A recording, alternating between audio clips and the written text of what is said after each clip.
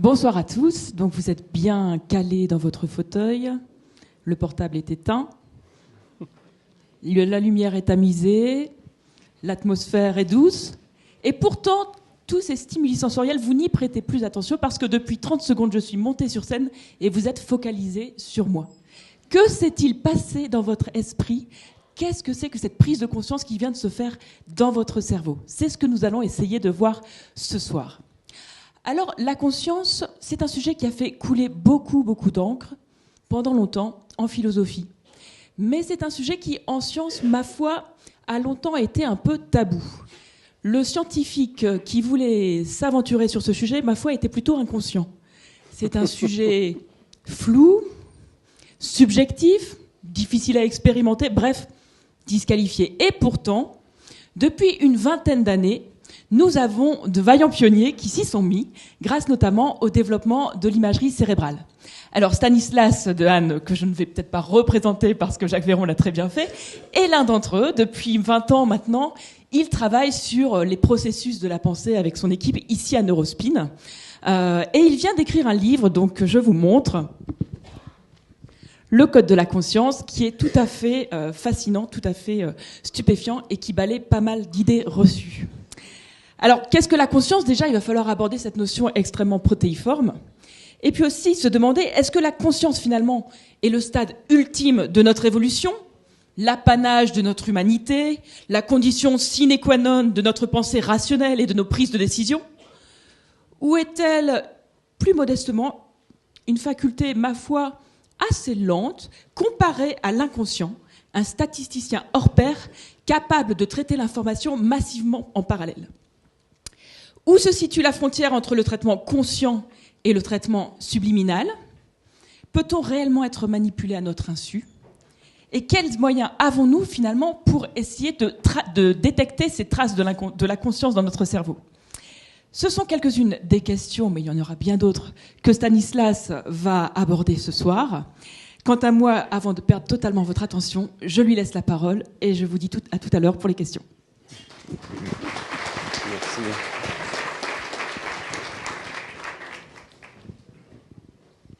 Merci pour cette introduction. Bonsoir à tous. Merci de vous être déplacés ce soir, très nombreux. Effectivement, le sujet de ce soir, c'est la conscience. Et je voulais simplement dire que je ne viens pas de très loin. Je travaille à 5 minutes d'ici, dans le centre Neurospin, que certains d'entre vous voyez peut-être sous cet angle, ces arches qui abritent différentes machines d'imagerie cérébrale. À Neurospin, nous étudions toutes sortes de facultés du cerveau humain, qu'il s'agisse de la perception visuelle, de la lecture, du calcul. Et ce soir, donc, je voudrais vous parler de ces études un peu particulières sur ce que c'est que de prendre conscience d'une information. Je pense que certains d'entre vous venaient peut-être, il y a un sifflement, venaient peut-être à cet exposé avec un certain scepticisme. Est-ce qu'il peut y avoir une science de la conscience ? Est-ce que la science a vraiment une certaine légitimité à parler de ce sujet ? Eh bien, il y a plusieurs raisons d'être sceptique. L'une d'entre elles, c'est que nous pensons à la science comme l'étude des phénomènes objectifs de la nature, une tentative de prise d'objectivité. Et sur ce point, l'idée même d'une science de la conscience peut paraître contradictoire, parce que la conscience est un phénomène éminemment subjectif. Chacun d'entre nous sait qu'il est conscient, mais comment pouvez-vous savoir que quelqu'un d'autre est conscient ? Vous ne pouvez pas avoir accès direct à ces états mentaux. Je pense donc que je suis, mais est-ce que les autres pensent également ? C'est plus difficile à le savoir de façon objective. Également, une source de scepticisme vient du fait que nous avons des intuitions dualistes sur la pensée, liée très certainement à une partie de notre éducation, de notre société, qui comprend de nombreuses idées dualistes, notamment dans le domaine légal, où nous avons cette idée que les personnes peuvent prendre des décisions parfaitement autonomes, déterminées. Dans le domaine religieux également, où nous avons l'idée que peut-être l'âme survit au corps, nous avons donc l'idée que l'esprit appartient à un domaine complètement différent de la matière. Et c'est une idée qui n'est probablement pas récente du tout, qui est probablement très ancienne et qui peut-être vient de certaines illusions que nous subissons. Par exemple, au fond de la grotte de Lascaux, vous trouvez cette représentation de ce que Michel Jouvet, qui a beaucoup travaillé sur le sommeil, interprète comme une personne qui dort et qui rêve. C'est une des rares représentations de la personne humaine dans le fond de la grotte de Lascaux. Et la raison de penser que cette personne est en train de dormir et de rêver, c'est que, vous voyez, il y a quelque chose qui dépasse ici, qui laisse entendre qu'elle est en sommeil paradoxal. C'est à ce moment-là que se produit une érection chez l'homme. Et à côté de lui, un bison éventré, une lance brisée, et cet oiseau. Et alors, dans toutes les cultures du monde, l'oiseau représente l'âme, l'esprit qui s'envole. Vous voyez, dans le sommeil, alors que nous sommes absolument paralysés, figés, notre corps ne bouge pas, eh bien notre esprit peut s'envoler. Et notre esprit peut partir ailleurs, partir loin, rencontrer d'autres personnes, éventuellement des personnes disparues. Ce phénomène du sommeil, finalement du rêve, a pu inspirer chez nos ancêtres l'idée que l'esprit n'appartenait pas au même domaine que celui du corps. Et en philosophie, c'est évidemment à René Descartes qu'on attribue traditionnellement la formalisation de cette idée du dualisme, l'existence de deux sortes de phénomènes, les phénomènes de l'esprit et les phénomènes de la physique. Je voudrais commencer cette conférence en essayant de corriger un petit peu cette impression d'un Descartes qui aurait ralenti les progrès scientifiques, les progrès des neurosciences. En fait, Descartes était un extraordinaire visionnaire. Je pense que c'était un grand matérialiste en réalité. Et lorsqu'on lit réellement Descartes, on trouve qu'il a tenté de trouver le premier des explications mécanistes à beaucoup des phénomènes de l'esprit. Il écrit la respiration, la veille, le sommeil, la réception de la lumière, des sons, des odeurs, la rétention de ces idées dans la mémoire. Enfin, les mouvements extérieurs de tous les membres suivent naturellement en cette machine de la seule disposition de ses organes, ni plus ni moins que font les mouvements d'une horloge ou un autre automate de celle de ses contrepoids et de ses roues. C'est difficile d'être plus matérialiste que ça. D'ailleurs, Descartes était très prudent et ne souhaitait pas que ses idées soient publiées de son vivant. Et beaucoup d'entre elles ont été publiées après sa mort. Vous voyez que Descartes avait des idées sur les réseaux de neurones qui sous-tendent l'éveil, le sommeil, la mémoire, comme une sorte d'empreinte dans un tissu, les réflexes. Il a été le premier à décrire une sorte d'arc réflexe. Et s'il était dualiste, c'est parce qu'il était sérieux et qu'il ne voyait pas comment on pouvait expliquer de cette manière mécaniste certains des phénomènes de l'esprit humain, et notamment la flexibilité. Et la flexibilité que nous manifestons, par exemple, dans le domaine du langage. Nous sommes capables d'exprimer des mots infiniment variés pour décrire toutes les situations que nous rencontrons.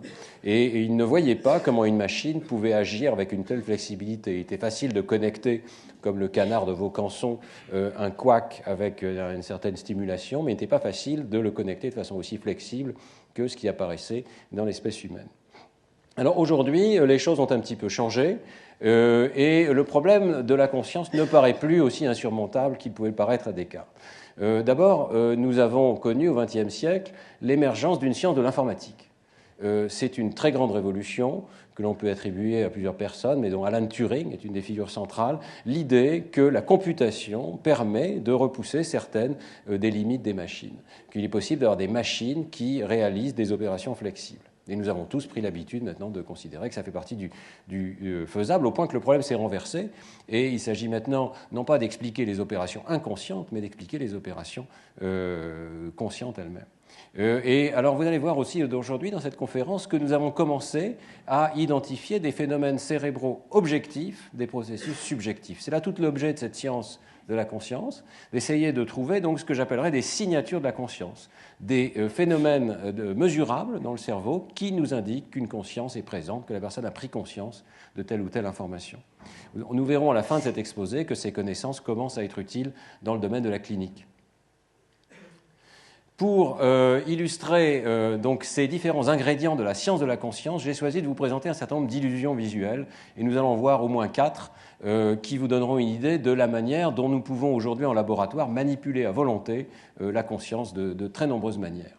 Alors ici, dans cette illusion, vous devez fixer le point central, le point blanc, Et lorsque vous gardiez vos yeux rivés sur ce point blanc, vous devez ressentir un phénomène un peu particulier.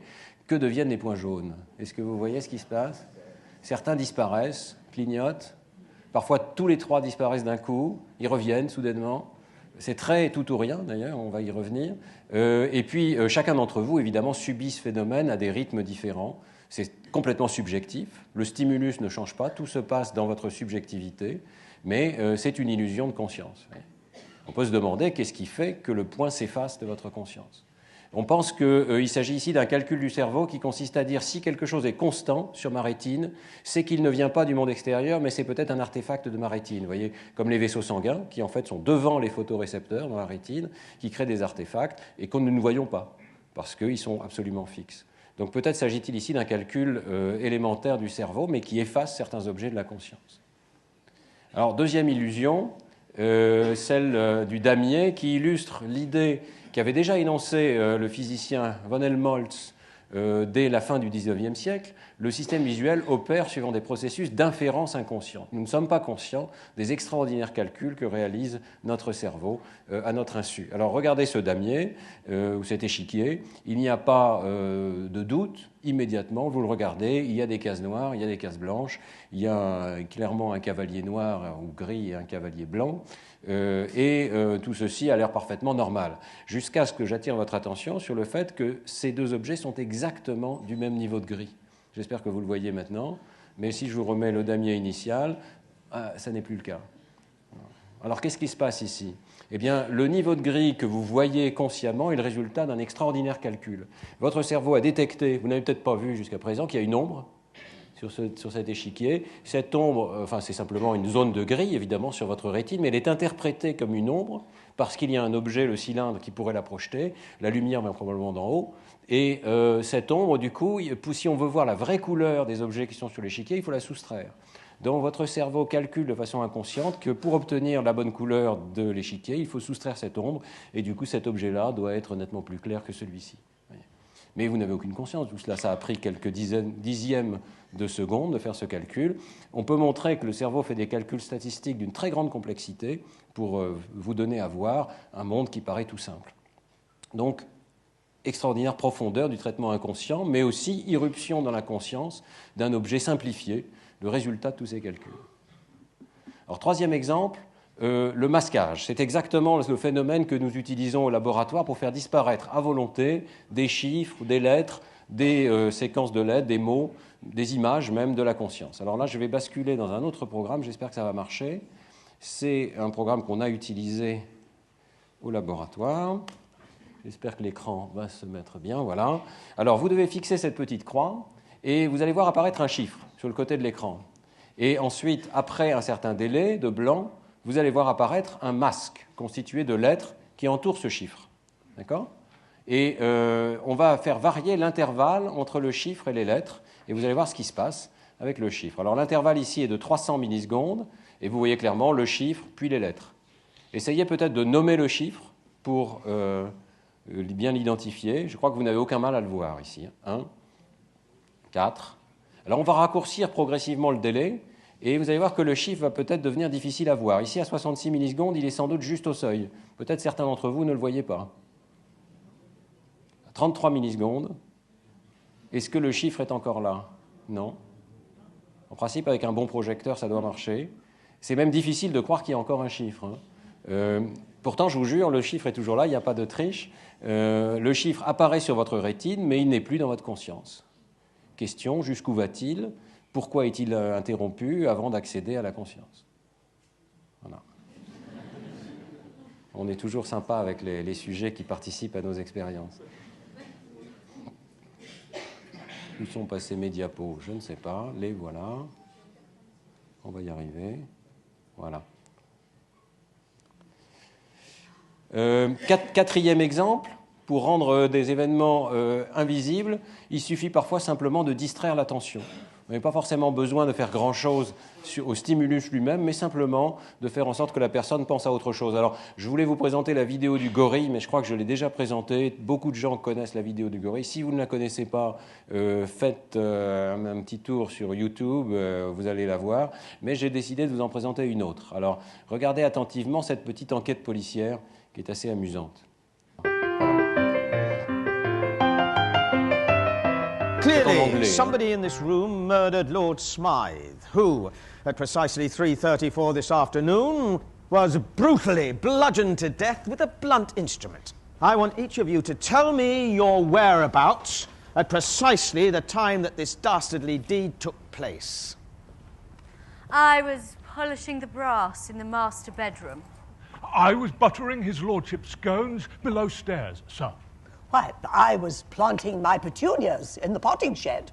Constable, arrest Lady Smythe. But how did you know? Madam, as any horticulturist will tell you, one does not plant petunias until May is out. Take her away. That's right, madam. It's just a matter of observation.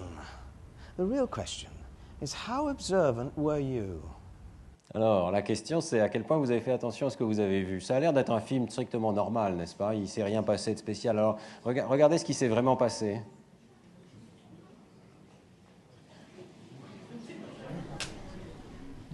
Action. Clearly, somebody in this room murdered Lord Smythe, who, at precisely 3:34 this afternoon, was brutally bludgeoned to death with a blunt instrument. I want each of you to tell me your whereabouts at precisely the time that this dastardly deed took place. I was polishing the brass in the master bedroom. I was buttering his lordship's scones below stairs, sir. Pratiquement tout est changé. Il ne reste plus rien de la scène initiale. Même les tableaux, l'armure. Arrest Lady Smythe. Et voilà la morale de l'histoire.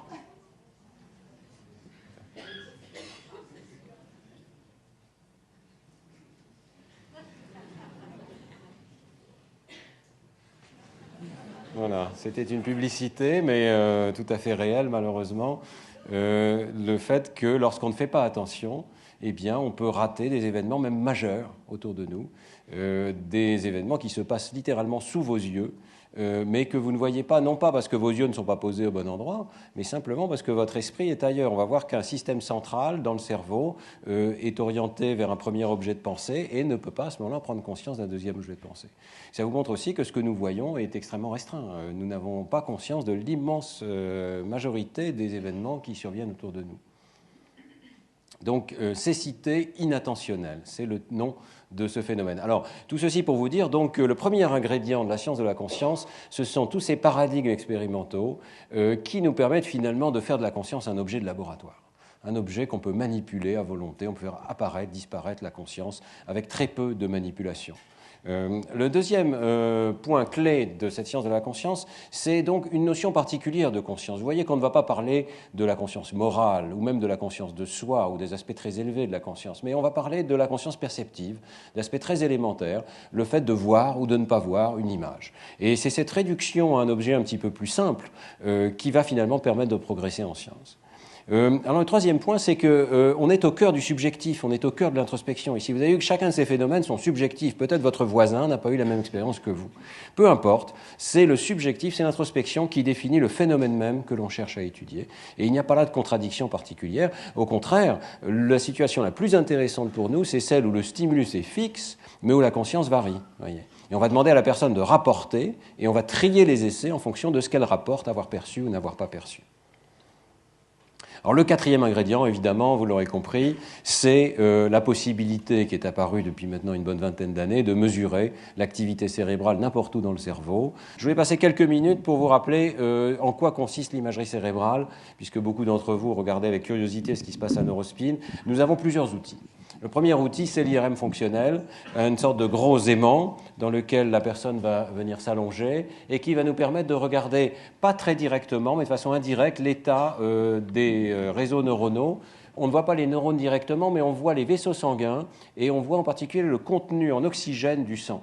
Et on va pouvoir voir donc l'arrivée de sang oxygéné lorsqu'un réseau de neurones s'active. Donc quelques secondes plus tard, vous voyez, l'échelle ici est en secondes, le débit sanguin va augmenter et pour apporter du sang oxygéné dans les régions qui travaillent. C'est ça qu'on est capable de mesurer en IRM et d'indiquer en chaque point du cerveau. C'est une mesure extrêmement précise dans l'espace, à l'échelle du millimètre. On va être capable maintenant d'indiquer où le débit sanguin s'est modifié à la suite d'une perception ou d'un travail mental. Vous voyez que ces images maintenant peuvent atteindre très facilement une résolution de l'ordre de millimètres. En routine maintenant, 1,5 millimètre de côté, toutes les 1,5 secondes, c'est les images que nous faisons à Neurospin. Ces techniques ne cessent d'évoluer et je ne peux pas ne pas mentionner le fait que nous attendons un aimant de très haut niveau à Neurospin, cette machine absolument gigantesque dans laquelle vous voyez la personne qui est ici allongée. C'est le grand projet qu'a lancé Denis Le Bihan au moment de créer Neurospin, d'avoir un aimant de 11,7 Tesla, corps entier, qui devrait arriver dans moins d'1 an maintenant. Et avec l'objectif, évidemment, toujours de pouvoir améliorer le contraste, améliorer la résolution. On sait aujourd'hui sur l'aimant 17 Tesla, qui est pour les petits animaux, on est capable de voir dans certaines conditions des neurones uniques. Vous voyez. Bon, chez l'homme, ces neurones sont trop petits pour être visibles avec l'IRM, mais on pourra voir de petits amas de neurones et sans doute détecter donc des phénomènes beaucoup plus fins. Mais ce n'est pas la seule technique. L'IRM présente quand même le problème de ne pas être sensible à la dynamique rapide d'activité du cerveau, puisqu'il faut attendre quelques secondes pour que le débit sanguin change. Et donc nous utilisons d'autres méthodes, comme l'électroencéphalographie, ou la magnétoencéphalographie, ou certains cas où des patients ont des électrodes directement dans le cortex pour mesurer l'activité électromagnétique du cerveau. Les décharges neuronales, l'intégration synaptique se traduisent par des courants électriques que l'on peut donc mesurer sous forme de petits voltages à la surface de la tête, ça c'est le EEG, sous forme de petits champs magnétiques. Donc cette machine ici, remplie d'hélium liquide, contient des détecteurs de champs magnétiques absolument minuscules que l'on est capable de détecter de l'extérieur de la tête. Et évidemment, c'est encore plus intéressant pour nous s'il est possible d'aller directement dans le cerveau, mesurer tout près des neurones les signaux électriques. Bon, il est clair qu'on ne demande pas de volontaire pour ce type d'examen, hein, je vous rassure tout de suite, mais chez les patients épileptiques, eh bien, ça peut être une exploration extrêmement précieuse qui est pratiquée dans beaucoup de centres dans le monde pour essayer de déterminer l'origine des crises d'épilepsie, en dernier recours évidemment, avant de pratiquer une chirurgie pour essayer d'enlever la source des crises d'épilepsie. Et dans ce cas-là, nous pouvons nous servir de ces électrodes pour suivre ce qui se passe dans le cerveau entre les crises. Toutes ces méthodes vont nous permettre donc d'avoir un décours temporel.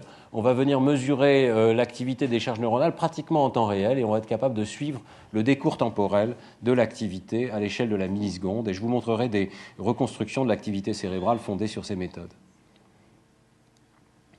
Je voulais aussi dire que Neurospin a une particularité, c'est que nous sommes capables d'accueillir dans de très bonnes conditions des enfants, voire des bébés de quelques mois. Ça n'est pas du tout facile de faire l'imagerie cérébrale des très jeunes enfants. Évidemment, tout ça doit être fait dans des conditions de sécurité et d'accueil excellentes. Et c'est le cas à Neurospin. On est capable de regarder, par exemple, ce qui se passe lorsqu'un enfant apprend à lire et le type de changements qui se produisent dans son cerveau.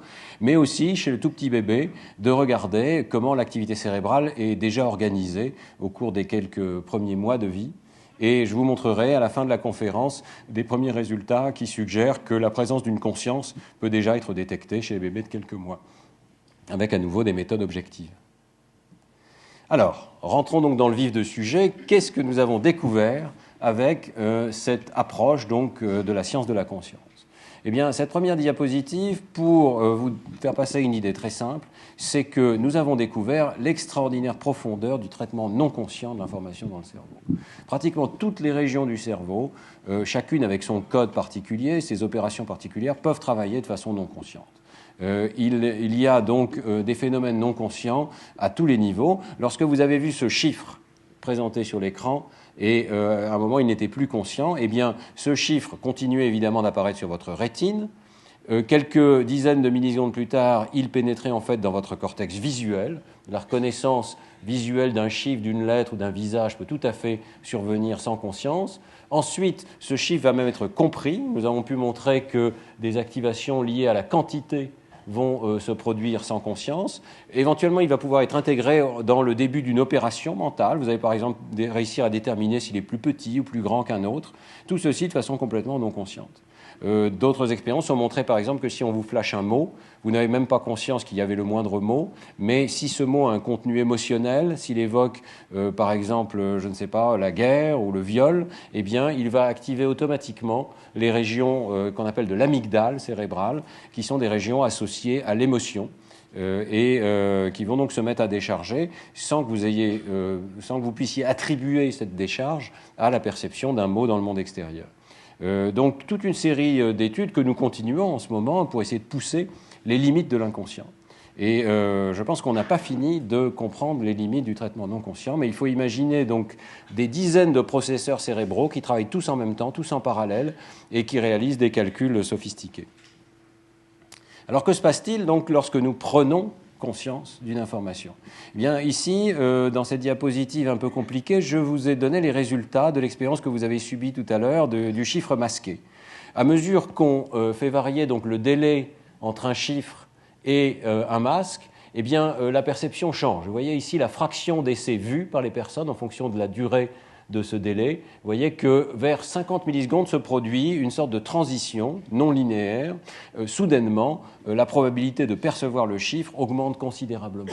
Et alors, nous avons enregistré dans le cerveau, par les potentiels évoqués, également par la magnétoencéphalographie, le déroulé de l'information, et nous avons pu voir que la perception, donc, ce profil particulier de perception consciente correspondait à l'entrée en activité d'un réseau particulier d'aires distribuées, dont on voit ici une tentative de reconstruction dans le cortex frontal, dans les aires temporales ventrales, dans le cortex pariétal.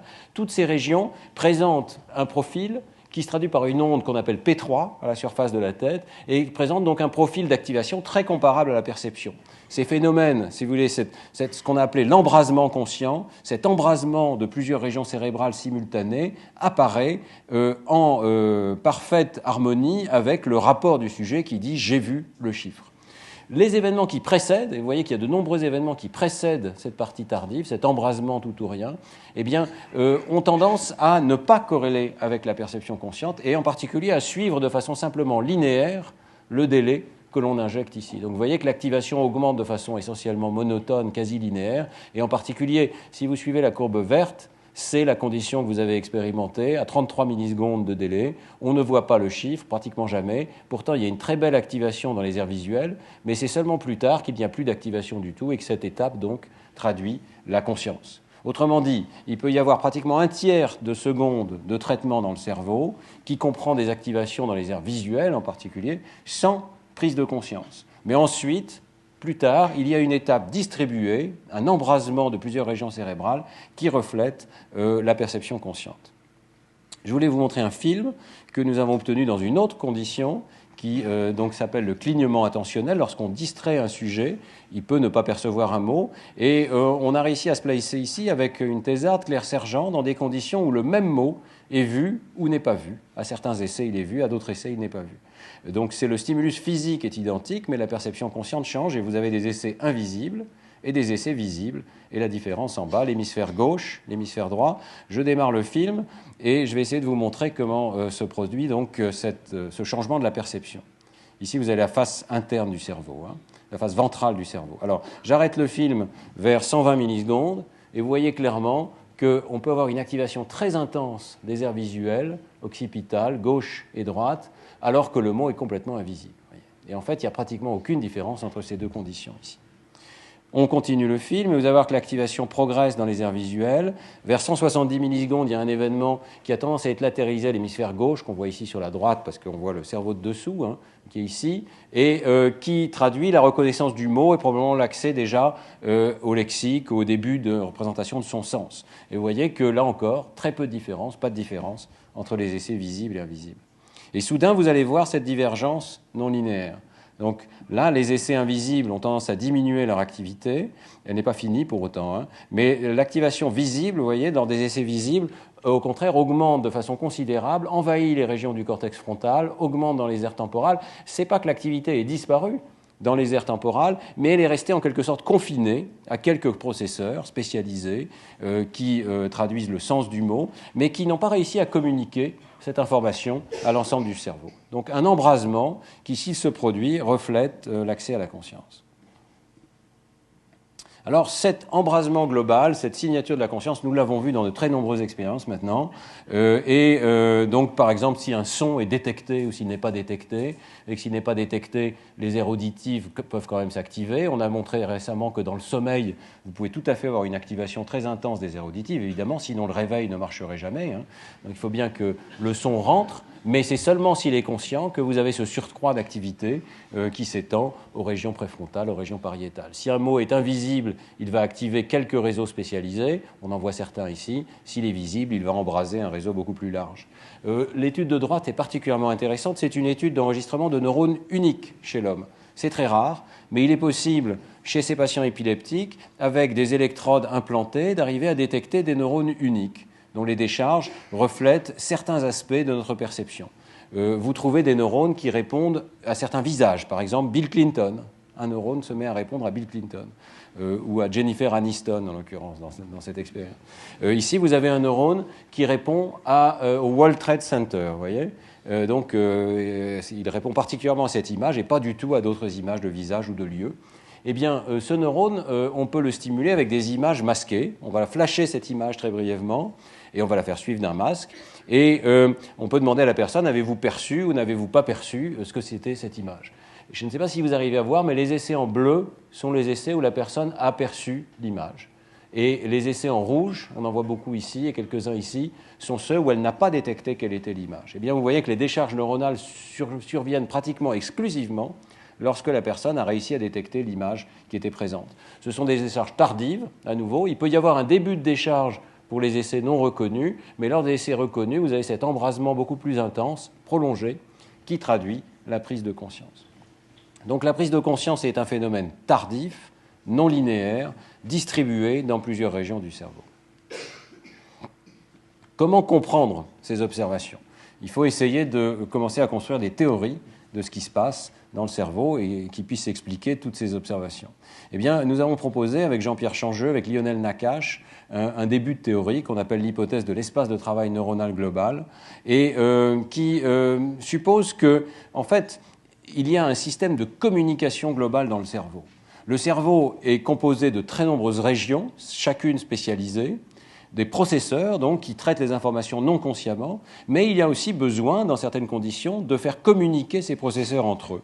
Et nous supposons que ce que nous appelons la prise de conscience correspond simplement à l'entrée d'une information dans un système neuronal distinct, un espace de travail neuronal, donc un système de neurones avec des axones longs, distribués dans les régions préfrontales et pariétales, et qui est là pour diffuser l'information et permettre de communiquer une information à l'ensemble du cerveau. On peut dire donc qu'une information consciente, c'est une information qui est disponible à l'ensemble du système. Elle est stable, elle est rendue disponible à l'ensemble des processeurs, ce qui permet de l'utiliser avec flexibilité. Et on retrouve ici cette question de la flexibilité qui était centrale dans le questionnement de Descartes. Parvenir à rapporter l'information verbale à d'autres, ça veut dire que nos aires du langage en particulier ont été informées de tout ce que nous avons perçu. Ça demande un système de connexion particulier dans le cerveau qui recueille l'information et qui, dans ce cas précis, l'envoie aux aires du langage. Mais lorsque nous sommes conscients d'une information, nous pouvons la rapporter verbalement, mais nous pouvons aussi l'utiliser de mille manières. Nous pouvons la stocker en mémoire, nous pouvons l'utiliser dans nos plans de comportement. Et ce n'est pas nécessaire d'utiliser forcément le langage, mais le langage est l'une des modalités de ce système central, donc cet espace neuronal global, dans lequel l'information consciente circule. La conscience, dans ce modèle, agit comme un système central, tardif, et qui crée un goulot d'étranglement. Vous voyez, lorsque ce réseau central est envahi par un objet de pensée, lorsque toutes ces régions cérébrales se mettent à coder pour le même objet mental, chacun dans leur format, chacune dans leur format, eh bien, vous voyez qu'un deuxième objet de pensée, ici, ne va pas pouvoir pénétrer en même temps. Un objet de pensée va exclure l'autre. Et donc, on a un système qui n'est pas capable d'avoir deux états en même temps, qui est obligé de se focaliser sur l'un puis l'autre. Alors que les chaînes de processeurs périphériques, elles, peuvent tout à fait traiter plusieurs informations simultanément. On va donc avoir plusieurs sortes d'objets non conscients. Certains objets vont être non conscients parce que, bien qu'ils aient une force importante, ils sont bloqués à ce niveau central. C'est ce qu'on va appeler l'inattention. et puis d'autres objets non conscients ne vont pas avoir la force suffisante pour pénétrer dans le système, un peu comme une vague qui meurt avant de pouvoir arriver jusqu'au rivage ou jusqu'à la côte. Vous voyez qu'un objet subliminal ne va pas avoir une force suffisante pour pouvoir pénétrer jusqu'à ce système central. Donc voilà un petit peu les hypothèses de ce modèle qui rend compte de pas mal d'observations que nous avons pu simuler et qui demandent donc une architecture particulière. On peut penser qu'il y a eu une évolution dans le cerveau de systèmes neuronaux particuliers qui permettent la communication globale. Déjà, Ramon y Cajal, prix Nobel, au début du XXe siècle, avait observé la présence dans le cortex de neurones pyramidaux qui envoient des axones extraordinairement loin, par exemple à travers le corps calleux, ici, vous voyez, à travers les deux hémisphères. Donc certains neurones peuvent avoir des axones longs de plusieurs centimètres, plusieurs dizaines de centimètres, qui connectent entre eux les régions cérébrales. Et ces neurones pyramidaux géants ont tendance à être particulièrement denses dans les couches 2 et 3 et qui sont elles-mêmes particulièrement épaisses dans le cortex préfrontal, vous voyez, et dans les régions associatives du cortex, dans le cortex pariétal inférieur, le cortex temporal ici. C'est von Economo qui, le premier, a décrit ces différences d'une aire à l'autre qui suggèrent que certaines aires forment un système particulier hautement interconnecté. Ce qui est intéressant, c'est qu'il y a une évolution donc, de ce système. D'abord, donc, si vous regardez des neurones pyramidaux et, dans l'aire visuelle primaire, dans les aires visuelles successives et dans le cortex préfrontal, vous voyez que les neurones du cortex préfrontal ont des arborisations infiniment plus grandes. C'est une sorte d'évolution à la communication. C'est ces arbres dendritiques qui vont permettre de recevoir des dizaines de milliers de synapses en provenance d'autres neurones. Vous voyez. Donc ces neurones ont une capacité d'interconnexion beaucoup plus grande. Eh bien, cette évolution-là, elle est encore plus importante chez l'homme. Les régions préfrontales sont beaucoup plus étendues dans l'espèce humaine et cette progression est visible de façon beaucoup plus manifeste dans l'espèce humaine. C'est l'un des aspects dans lesquels nous sommes un petit peu différents. Nous avons sans doute un espace de travail neuronal avec une plus grande capacité, disons, que les autres espèces de primates. Alors, il faut bien dire qu'il ne s'agit pas simplement d'un système qui est soumis aux entrées. Depuis le départ, je vous parle d'une situation de perception dans laquelle on stimule le cerveau et il reçoit une information, mais cet espace de travail, une hypothèse clé du modèle, c'est qu'il est autonome. Il ne s'arrête jamais, il peut très bien ne pas recevoir d'entrée, mais continuer néanmoins à générer des états de conscience en permanence. C'est ce que William James avait appelé le flux de conscience. Et on sait maintenant, grâce à l'imagerie, qu'effectivement, les réseaux corticaux ne cessent de passer d'un état à l'autre. C'est ce que vous voyez en ce moment, c'est une image d'IRM d'une personne qui est au repos, à qui on a demandé d'être dans la machine et de ne penser à rien de particulier, ce qui est une instruction difficile. Mais vous voyez qu'elle fait ce qu'elle peut, mais son cerveau continue de générer des états de pensée qui ne cessent de fluctuer et qui sont extrêmement intéressants. C'est un immense domaine de recherche actuellement d'essayer de comprendre quelle est la structure finalement dynamique, temporelle, spatiale de ces réseaux. On voit apparaître des synchronies entre différentes régions du cerveau qui traduisent l'arrivée de ces états globaux d'activité. Et cet état d'activité spontanée prédit en partie le flux de conscience de la personne. On peut, dans une certaine mesure, si on arrête la personne et on lui demande à quoi vous pensiez, j'étais en train de penser à mes états corporels ou j'étais en train de penser au monde extérieur, ça va être en partie prédictible sur la base de ces états d'activité spontanée. Il y a même une étude maintenant qui est absolument extraordinaire, qui est parue il y a un peu plus d'un an maintenant, de nos collègues californiens, qui montre que si on endort une personne, on lui demande de s'endormir dans l'IRM et on la réveille alors qu'elle a atteint un stade 1 ou 2 de sommeil, donc pendant la période d'endormissement, mais alors qu'elle a déjà sombré dans le sommeil, eh bien, on la réveille, on lui demande « À quoi pensiez-vous maintenant ? Quel était votre rêve ?» Et on choisit les périodes où elle avait des rêves à fort contenu visuel. Si on regarde les images d'IRM dans les 10 secondes avant le réveil, on est capable, sur la base du contenu d'activité de ces images, de prédire en partie, mieux que le hasard, ce que la personne va rapporter comme contenu de son rêve. Donc si le rêve contenait des visages, eh bien, l'aire des visages va être un petit peu activée. Alors que si le rêve ne contenait que des objets ou se passait à l'extérieur avec des scènes, eh bien, c'est d'autres régions du cerveau qui vont être activées. S'il y avait des caractères, la région du cerveau que j'ai décrite, celle de la forme visuelle des mots, eh bien, va s'activer et on va pouvoir dire donc que la personne voyait des lettres, par exemple, dans son rêve. Donc vous voyez, ces états mentaux, alors qu'on est en autonomie vis-à-vis du monde extérieur, correspondent à des états cérébraux. Il faut savoir que cette activité cérébrale continue même dans le sommeil, donc, mais même dans l'anesthésie. Alors ça nous a posé quand même un problème. On s'est dit, mais c'est quand même curieux d'imaginer ces réseaux alors que la personne est anesthésiée et probablement n'a plus d'état de conscience. Et dans un article tout récent qui vient de paraître il y a quelques semaines, je pense que nous avons levé une partie du mystère parce que nous avons vu que dans l'anesthésie, en fait, la dynamique de cette activité n'est pas la même. Et c'est la dynamique qui caractérise donc le flux de conscience. On a une nouvelle signature de la conscience qui est fondée sur la dynamique de ces réseaux cérébraux. En fait, dans l'état d'anesthésie, les neurones continuent de décharger, mais ils se contentent simplement de traverser un réseau de connexion qui continue d'exister, qui est l'anatomie même du cerveau, ce réseau anatomique. Donc on a ce qu'on peut appeler une sorte de chaîne de Markov, un système qui n'a pas de mémoire, mais qui se contente de se promener à travers des états possibles définis par la connectivité.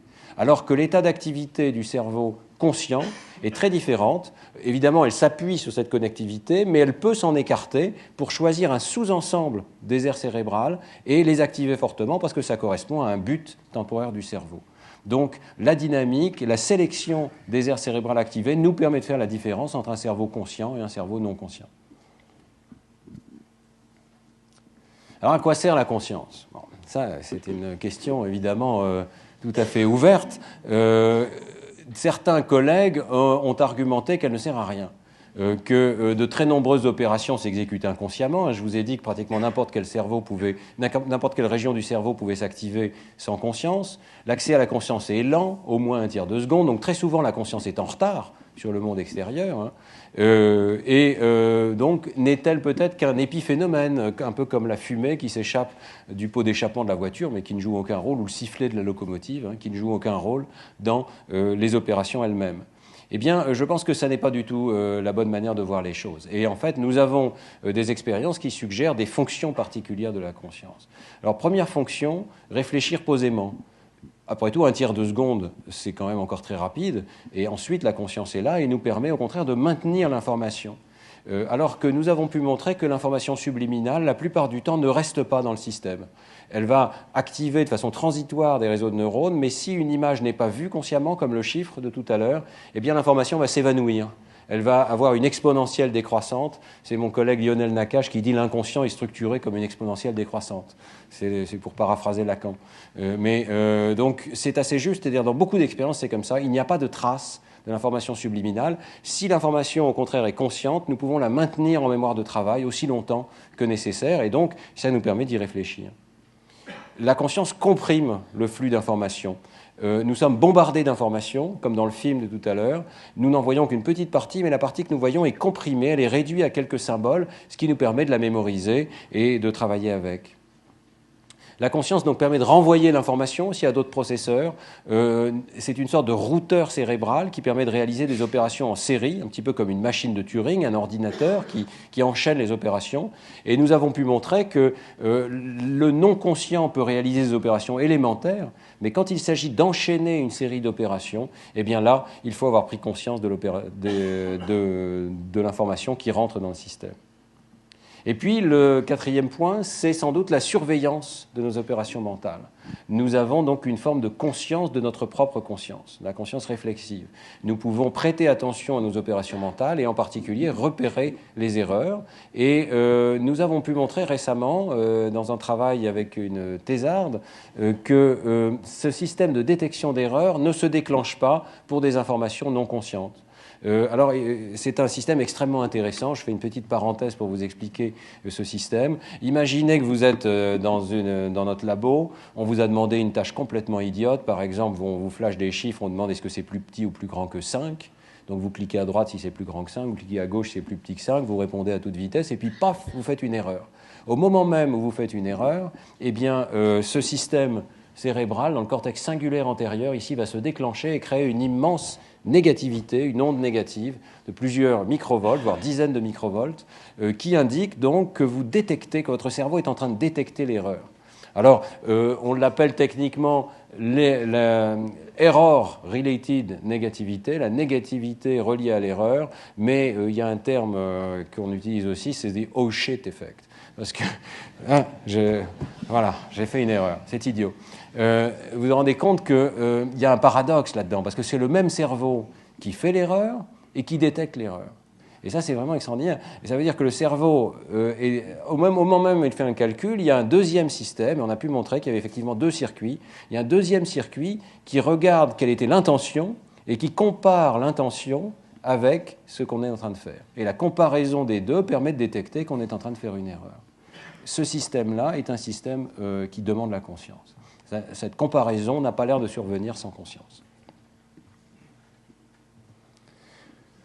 Voilà, alors dans la dernière partie de mon exposé, je voudrais vous parler des conséquences de ces découvertes dans le domaine de la conscience. On commence à avoir un corpus de données quand même très élaboré, convergent, qui suggère qu'il y a des signatures de la conscience. Et du coup, nous pensons que nous commençons à pouvoir aborder des questions difficiles dans lesquelles nous n'avons pas la réponse subjective. Le bébé n'est pas capable de dire à d'autres « j'ai pris conscience d'une information ». Certains patients qui sont atteints de lésions cérébrales ne perdent la capacité de communiquer, sombrent dans le coma ou dans l'état végétatif. Est-ce que nous pourrions savoir si, de façon objective, s'il y a encore la présence d'une conscience résiduelle chez ces individus? Alors, chez le bébé, je pense que la question, vous en conviendrez, se pose peut-être peu. Nous sommes tous persuadés qu'un petit bébé de quelques mois, ici c'est mon neveu, est tout à fait conscient du monde extérieur, réagit, répond. Ouais, néanmoins, comment pouvons-nous être sûrs qu'il s'agit d'une conscience et pas d'une opération réflexe? Un sourire, par exemple, du nouveau-né, qui peut tout à fait avoir lieu de façon réflexe. La question se pose d'un point de vue, je dirais, de science fondamentale, même si nous sommes tous persuadés d'avoir affaire à une petite personne ici. Alors pour le savoir, nous avons utilisé avec Sid Quider à l'École normale supérieure le paradigme de masquage que je vous ai présenté tout à l'heure. Évidemment, le bébé ne s'intéresse pas beaucoup aux chiffres, donc on lui a présenté des visages. Vous avez un visage ici qui est flashé pendant une durée variable et qui est précédé et suivi d'un masque sans signification qui, chez l'adulte, empêche de voir le visage aux durées les plus courtes. Et nous avons enregistré les potentiels évoqués à l'aide de ce casque à électrodes ici. Et nous avons pu voir qu'effectivement, chez le bébé aussi, il y avait deux étapes bien distinguables de traitement de l'information dans le cerveau. Vous voyez que les premières étapes ici, à plusieurs moments, sont parfaitement linéaires en fonction de la durée de présentation du stimulus. On a une augmentation de cette onde ici, qui est assez tardive, on est déjà à 500 millisecondes, mais le cerveau accumule encore l'information de façon linéaire. Et puis, plus tard, vous avez un seuil, et vous avez un changement et un passage en tout ou rien. Vous voyez que toutes les courbes les plus courtes ici, jusqu'à 50 millisecondes de présentation, sont revenues à zéro, alors que toutes les courbes qui correspondent à des durées de présentation du visage plus longues se sont écartées de zéro, et donc on crée une activation qui reste dans le système, qui est durable. Eh bien, nous pensons que c'est exactement la même organisation que chez l'adulte. Vous voyez, des étapes linéaires et des étapes non linéaires, et si l'étape non linéaire indexe la conscience chez l'adulte, il est probable qu'elle indexe la conscience chez l'enfant. Une des manières de corroborer cette idée, c'est de présenter le visage en périphérie, et de voir si l'enfant se tourne vers le visage. Eh bien, lorsque la durée de présentation est en dessous de 100 millisecondes, il ne se tourne pas, ce qui correspond à ces courbes qui sont retombées à zéro ici. Donc, peut-être parce qu'il n'a pas pris conscience du visage. Au-delà de 100 millisecondes, il va se tourner et donc donner la preuve qu'il a bien perçu le visage. Donc, nous avons ici une première signature de la conscience qui semble présente chez le bébé, y compris chez le bébé de 5 mois, et qui suggère que peut-être dès la naissance, nous ne savons pas encore, mais il est probable que dès la naissance, ces événements puissent déjà se produire. Ce qui est très intéressant, c'est de voir que la temporalité, par contre, est complètement différente. Je vous ai dit que chez l'adulte, il fallait à peu près un tiers de seconde. Eh bien, chez le bébé, ici, vous voyez qu'on est plutôt de l'ordre de la seconde avant d'avoir cet événement d'embrasement non linéaire, donc 3 fois plus lent à peu près. Et je crois que ça correspond bien à notre interaction avec des jeunes enfants. Ils peuvent prendre conscience, réagir, interagir, mais cela se produit avec une durée beaucoup, beaucoup plus grande, et il leur faut donc beaucoup plus de temps pour réaliser qu'il s'est produit quelque chose. Alors, deuxième application, dans le domaine de la clinique maintenant, beaucoup plus sérieuse évidemment, est-ce que nous pouvons aider les cliniciens à ce très difficile diagnostic des états de conscience? Il existe plusieurs états de perte de conscience à la suite, par exemple, d'un accident vasculaire ou d'un accident de la route. Vous pouvez sombrer dans le coma, mais lorsque vous sortez du coma, certains patients sombrent dans ce qu'on appelle un état végétatif persistant, un état de non-communication dans lequel il existe encore un cycle de veille-sommeil, mais la personne ne réagit pas aux stimuli du monde extérieur, n'a pas d'activité autonome, semble ne jamais répondre aux stimulations, et on n'arrive pas à savoir, évidemment, s'il y a encore une personne à l'intérieur. Il existe aussi, vous le savez, des états d'enfermement, de locked-in, dans lequel la personne est encore parfaitement consciente, mais ne dispose pratiquement plus de moyens pour l'exprimer au monde extérieur. Je crois que vous connaissez le livre de Jean-Dominique Bauby, qui est extraordinaire, Le scaphandre et le papillon, qui a été dicté par donc Jean-Dominique Bauby dans un état de locked-in, avec uniquement la paupière comme moyen de communication avec le monde extérieur. Et, donc des dizaines de milliers de caractères de ce livre, c'est très émouvant, ont été dictés et l'auteur rapporte tous les états de conscience, une richesse absolument extraordinaire dont il dispose encore. Il est encore capable d'imaginer, de se souvenir, d'écrire un livre. Sa conscience est parfaitement intacte, mais elle ne communique plus bien avec le monde extérieur. Comment donc faire la différence entre tous ces états? Ce n'est pas facile sur le plan clinique et c'est d'autant moins facile que l'on sait maintenant, grâce à l'imagerie cérébrale, qu'il y a sans doute certains des patients que l'on croit être en état végétatif et qui sont en fait probablement conscients. Et que cet article de Science 2006 de nos collègues Adrian Owen, collaborateurs, a quand même semé une certaine révolution dans le domaine en montrant qu'une patiente qui semblait dans un état végétatif avait en fait encore des états d'activation cérébrale extrêmement complexes. Ici, la première expérience a consisté à lui faire écouter des phrases et a montré qu'elle avait encore des activations cérébrales assez comparables à celles des sujets contrôle. Et ensuite, ces phrases se sont transformées en commandes. On a dit à la personne, si vous entendez le mot tennis, essayez d'imaginer que vous jouez au tennis pendant 30 secondes, et jusqu'à ce que vous voyez le mot stop. Et si vous entendez le mot appartement, essayez d'imaginer que vous vous promenez dans votre appartement jusqu'à ce que vous entendiez le mot stop. Et vous voyez qu'on a observé que cette patiente avait des activations cérébrales dans ses tâches qui étaient bien discriminées, qui étaient bien différentes, et qui ressemblaient énormément aux activations que pouvaient présenter des sujets contrôle sains, qui comprenaient parfaitement ces instructions. Comme cette activité était durable pendant 30 secondes, alors qu'il y avait un mot qui avait été présenté seulement au départ, on peut penser donc qu'il y a une activation étendue dans le temps qui fait appel à des réseaux cérébraux coordonnés et distribués. Il est donc probable qu'il s'agisse d'un état de conscience. La preuve finale, si l'on peut dire, a été obtenue lorsque chez d'autres patients, Adrian Owen et ses collaborateurs ont montré qu'on pouvait utiliser ce système pour communiquer avec la personne. Alors c'est très astucieux. On lui dit on va te poser une question. Est-ce que ton grand-père s'appelait André? Si tu veux dire oui, joue au tennis dans ta tête. Si tu veux dire non, promène-toi dans ton appartement. Et on peut détecter si le réseau d'activation cérébrale correspondant s'allume. Voilà.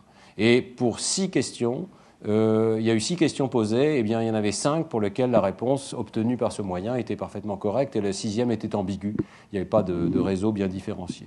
Donc il semblait bien que la personne en question avait une capacité de communiquer par ce moyen, alors qu'elle n'avait pas d'autres moyens moteurs, pas même le battement de paupières, pour communiquer avec le monde extérieur. Donc vous voyez que le problème est vraiment posé, détecter les états de conscience. Alors l'IRM est quand même très complexe dans ce domaine. L'IRM n'est pas facile à faire chez des patients de ce type. Elle est coûteuse, elle peut être faite qu'une fois, 2 fois, mais pas tous les jours. Nous pensons que l'EEG, l'électroencéphalographie, va être une méthode de choix pour ce type de diagnostic. Et donc, nous avons beaucoup travaillé sur ce sujet du diagnostic des états de conscience par l'EEG, avec l'équipe de Lionel Nakache à la Salpêtrière. Alors, je vous donne une idée du test que nous avons mis en œuvre, et qui consiste à stimuler la personne, mais au lieu d'utiliser la vision, qui est quand même assez complexe chez ces patients, on utilise l'audition.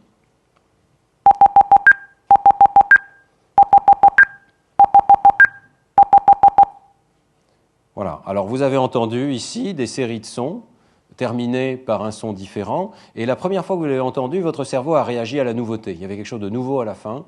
Et on observe toute une série de réponses à la nouveauté. Certaines conscientes, certaines non conscientes. Mais ensuite, je vous ai habitué à cette séquence. Vous avez entendu plusieurs fois la même séquence. Et ensuite, tout à fait à la fin, vous avez entendu une séquence déviante, mais dont le caractère déviant était uniquement dû au fait qu'elle ne correspondait plus au patron que vous aviez entendu au départ. Vous voyez, elle est parfaitement monotone, mais elle viole l'idée, l'attente que votre cerveau a créée au départ. Eh bien, de cette manière-là, on a pu séparer les réponses cérébrales entre des traitements conscients et des traitements non conscients. Notre idée, c'était que seul un cerveau qui est conscient, qui est capable d'abstraire la règle à travers le temps, de synthétiser les 5 sons et de se rendre compte qu'il y a une séquence reproductible, devrait pouvoir détecter qu'une séquence qui est parfaitement monotone est en fait nouvelle. Et ce que nous avons trouvé, c'est qu'il y a 2 formes de nouveauté. La nouveauté qui consiste simplement à répondre au dernier son, ici, ce qu'on appelle la nouveauté locale, subliminale, est toujours présente dans le coma et dans l'état végétatif. Donc même après vous être habitué à toute cette séquence, vous continuez d'avoir ce type de réponse non consciente. Mais par contre, la nouveauté globale, la nouveauté liée à la séquence tout entière, celle qui est présente dans cette séquence monotone ici, c'est une forme de nouveauté qui active ce réseau d'air cérébral distribué, et c'est une forme de nouveauté, c'est une forme de réponse cérébrale que nous ne voyons que lorsque le cerveau est dans un état conscient. Chez les patients qui sont en coma, on cesse de voir cette réponse. Chez les personnes normales mais qui sont distraites ou qui sont endormies, on cesse de voir cette réponse. Elle disparaît soudainement dès qu'il y a perte de conscience. Donc c'est une première signature. Toujours d'ailleurs cette onde P3 qui est associée à cette activation globale et distribuée qui comprend des régions du cortex frontal de façon importante, qui est une bonne signature de la conscience. Ce test, cependant, n'est pas tout à fait parfait parce que si la réponse globale est présente, nous pensons que la personne est consciente, mais si la réponse globale n'est pas présente, nous ne pouvons pas conclure. Parce que la réponse globale pourrait très bien être absente parce que la personne est distraite, parce qu'elle n'a pas compris qu'il fallait faire attention à ses sons, parce qu'elle n'a pas la capacité de se concentrer pendant plus de quelques secondes. Donc il nous faut d'autres outils encore pour être capable de conclure chez tous les patients. Alors, je vais terminer en disant que l'outil de choix actuellement consiste à essayer de détecter ces états globaux d'activité dans l'activité spontanée du cerveau qui se produit en permanence. Et une manière de le tester, c'est de tester le transfert d'informations d'une région à une autre. Dans la théorie que je vous ai proposée, c'est la quantité d'informations partagées entre des régions distantes du cortex qui est un bon index de l'état de conscience. Et nous avons inventé avec Jean-Rémy King, avec Jacob Ossite, une méthode mathématique pour mesurer cette quantité de transfert d'informations d'une région du cerveau à l'autre. C'est un petit peu compliqué, je ne vais pas rentrer dans le détail. Il s'agit de calculer ce qu'on appelle l'information mutuelle, mais ici symbolique, parce qu'on a discrétisé la courbe sous forme de symboles, de 6 symboles qui correspondent aux séquences possibles. Et on a aussi réussi à enlever ce qui pourrait être dû à des régions cérébrales communes, pour se focaliser sur vraiment le transfert d'informations. Eh bien, vous voyez qu'une fois qu'on a fait ces calculs convenablement, les patients en état végétatif se distinguent de tous les autres par une grande réduction de ce transfert d'informations d'une région cérébrale à l'autre. Et c'est une mesure de conscience qui est parmi les meilleures dont nous disposons actuellement. Elle n'est pas parfaite, elle n'est pas encore tout à fait au niveau de chaque individu, mais nous travaillons pour essayer de la raffiner le plus possible et arriver à une forme de diagnostic. Lorsqu'on combine toutes ces informations qu'on peut obtenir de l'EEG, on arrive à une discrimination presque, je ne dirais pas parfaite, mais enfin de l'ordre de 80% de bonne détection. Et ce qui est intéressant, c'est que même les patients qui semblent mal détectés, il faut vous souvenir que pour classifier ces patients entre état végétatif, conscience minimale, patient conscient et sujet sain, eh bien, c'est une information clinique.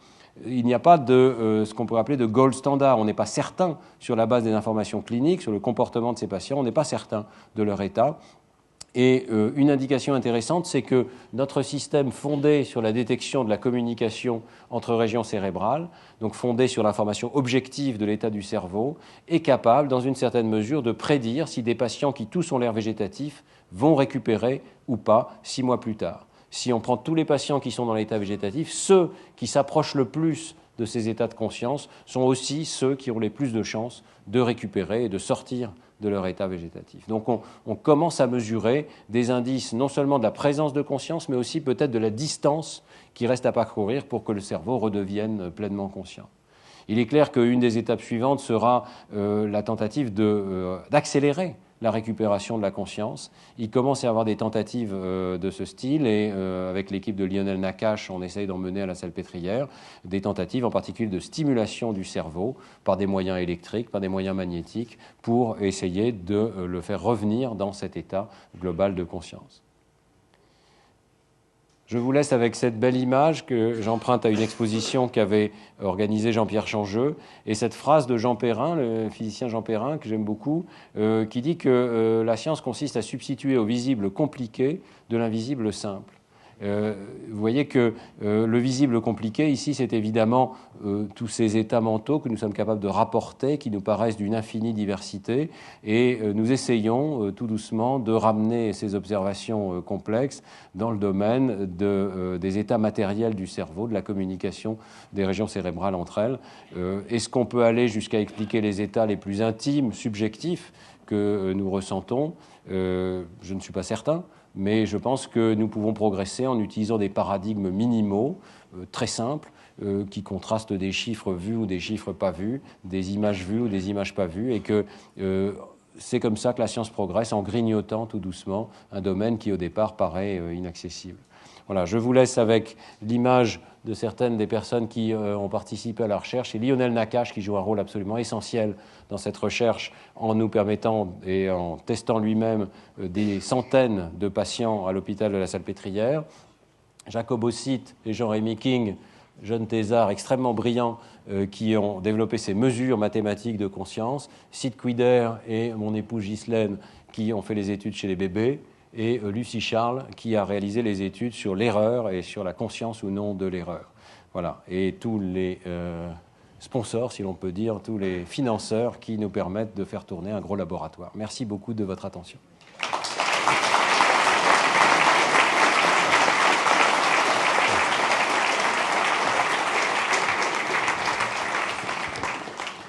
Merci Stanislas.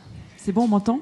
Alors, ce qui est passionnant, c'est de voir finalement comment la recherche purement fondamentale sur ce phénomène de conscience irrigue finalement très très vite les états, enfin la situation clinique, la recherche clinique. Donc ça, c'est tout à fait passionnant. Enfin, je pense que vous êtes tous convaincus. Je me demandais si la citation de Jean Perrin finalement ne s'appliquait pas assez bien à la conscience elle-même. Est-ce que c'est pas finalement ce phénomène simplificateur qui, par rapport à l'inconscient, permet presque de modéliser le réel pour mieux le traiter ?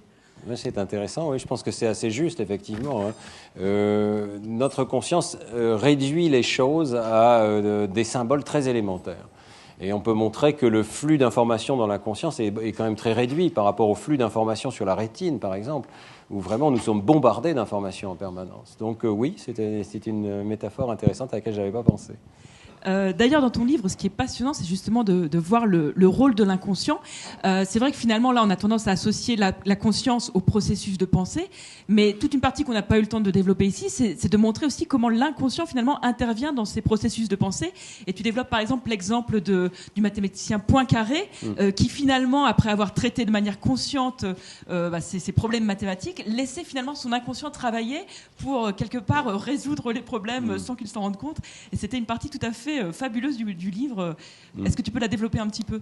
Beaucoup de mon travail, depuis plus de 25 ans maintenant, consiste à réhabiliter la notion d'intuition. C'est-à-dire que ce que nous appelons intuition correspond à un calcul, parfois très élaboré, parfois très proche de l'optimalité. On se sert de plus en plus maintenant de modèles mathématiques, d'un calcul optimal, statistique, qu'on appelle le calcul bayésien, qui est le calcul des probabilités.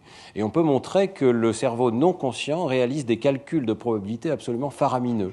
Un peu comme le calcul de la soustraction de l'ombre que je vous ai montré tout à l'heure. C'est un calcul très complexe, qu'on ne sait pas encore d'ailleurs faire avec des machines actuellement.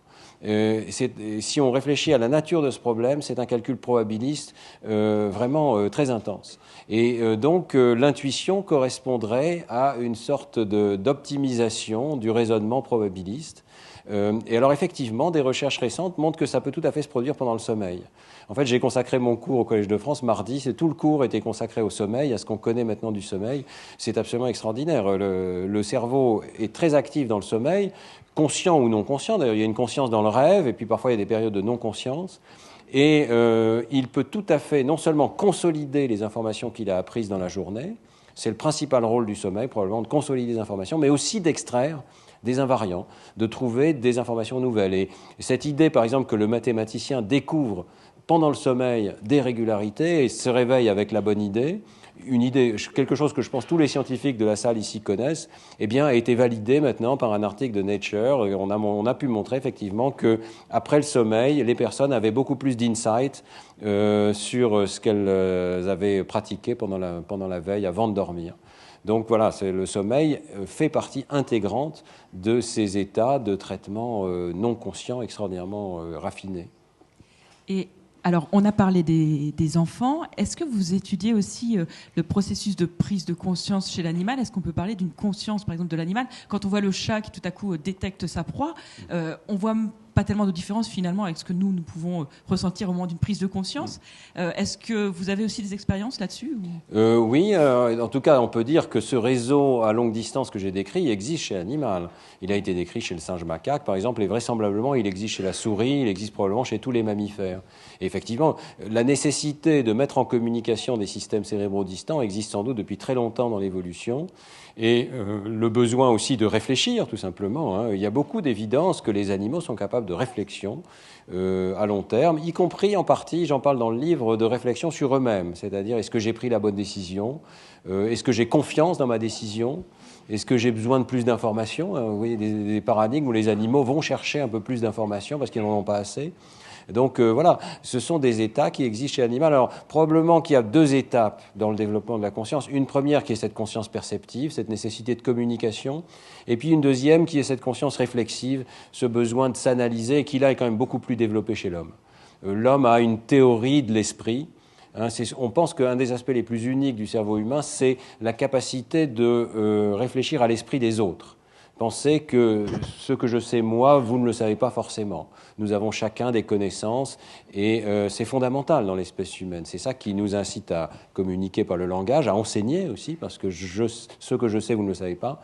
Et c'est ce type de théorie de l'esprit qui nous permet aussi de réfléchir à notre propre esprit. Je ne savais pas, il y a 10 minutes, je ne savais pas que. Eh bien, c'est probablement quelque chose de très unique à l'espèce humaine, là, pour le coup. Il n'y a pas beaucoup d'évidence que les animaux, même très proches, même les chimpanzés, aient une capacité de représenter l'esprit des autres comme étant différent du leur.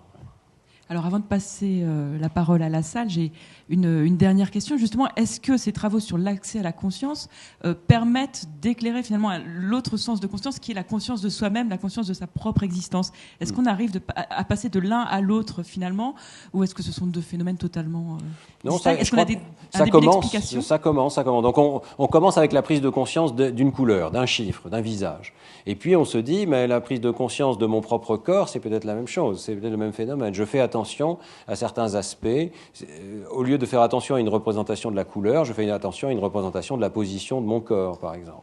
Mais je peux faire attention à mon erreur, comme je le disais tout à l'heure. Donc progressivement, on est en train de se demander si finalement cet espace de travail global ne sert pas à la représentation de n'importe quelle information consciente, qu'elle soit sensorielle ou qu'elle soit elle-même issue du traitement du cerveau qui se regarde lui-même. Voilà.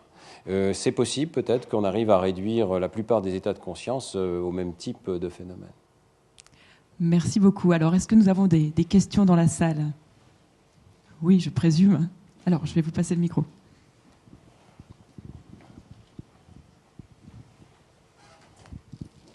Bonsoir. Avant tout, merci, parce que j'ai trouvé que l'exposé était très clair. Je vous en remercie.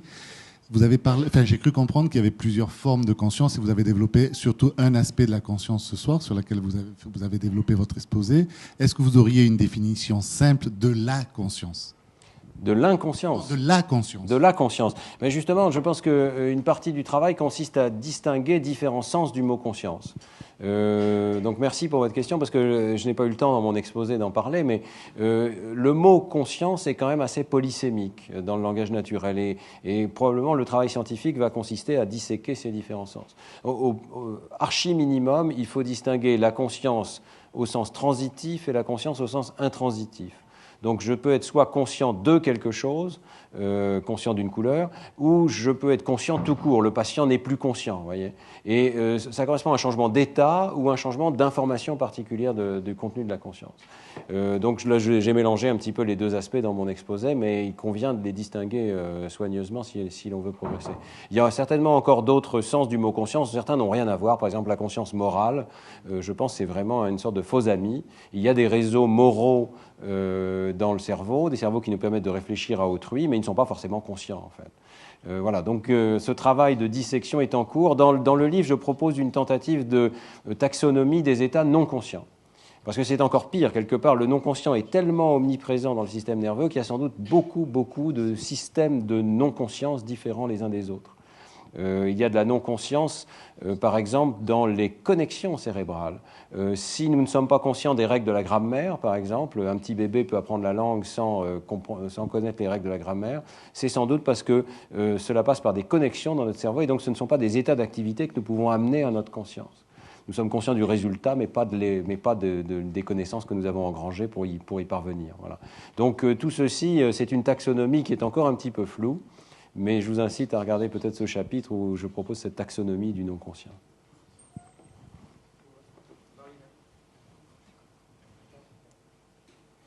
Je ne sais pas si ça marche. Ça marche pas. Ah, ça marche, c'est bon. Voilà, ça marche. Bonsoir. Donc, au début de l'exposé, vous avez beaucoup parlé de processeurs qui traitaient des informations de manière inconsciente. J'aimerais savoir concrètement, qu'est-ce que c'est ces processeurs si ce n'est pas des neurones ? Ah, ce sont des neurones, mais plutôt ce sont des ensembles de neurones. Quand je voulais parler de processeurs, je pensais par exemple à l'aire visuelle primaire, vous voyez, ou à l'aire visuelle secondaire. On distingue dans le cerveau, dans le cortex, on voit des aires, et elles sont distinguées par leur contenu en molécules de récepteurs particuliers. Elles sont distinguables aussi par l'épaisseur des couches de neurones. Donc on pense qu'elles ont chacune des fonctions bien particulières. Et par exemple, on pense que l'aire visuelle secondaire intervient précisément pour extraire la texture du monde extérieur. Donc lorsque je perçois une texture, la texture du sable, la texture d'un papier peint, c'est cette aire-là qui l'utilise. Donc c'est dans ce sens-là que je parle de processeurs. Maintenant, évidemment, les processeurs les plus élémentaires dans le cerveau sont des neurones individuels. Mais ce sont toujours des ensembles de neurones. Un neurone tout seul ne fait pas grand-chose. C'est toujours des circuits neuronaux qui partagent leurs entrées, leurs sorties, qui peuvent faire des calculs.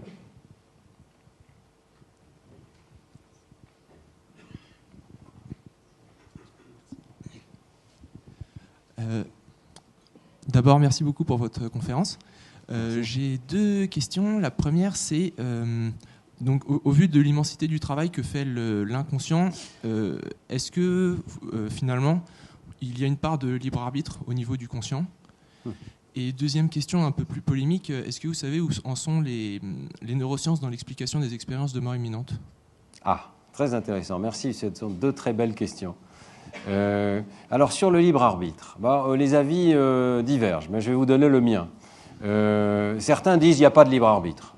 Tout ça, ce sont des calculs qui, après tout, peuvent être parfaitement déterministes. Donc il n'y a pas de libre arbitre. Moi, je ne suis pas d'accord. Je pense que le libre arbitre, c'est une bonne description d'un certain niveau algorithmique de ce système que je vous ai décrit. Donc, je vais essayer d'expliquer ce que je veux dire par là. Lorsque nous disons que quelqu'un exerce son libre arbitre, nous pensons qu'il a fait un choix volontaire. Ça veut dire qu'il avait la possibilité de choisir autre chose, et il a considéré plusieurs possibilités, il a utilisé sa mémoire pour évaluer ces différentes possibilités, il a eu le temps de considérer ces possibilités, et il a basculé pour l'une d'entre elles.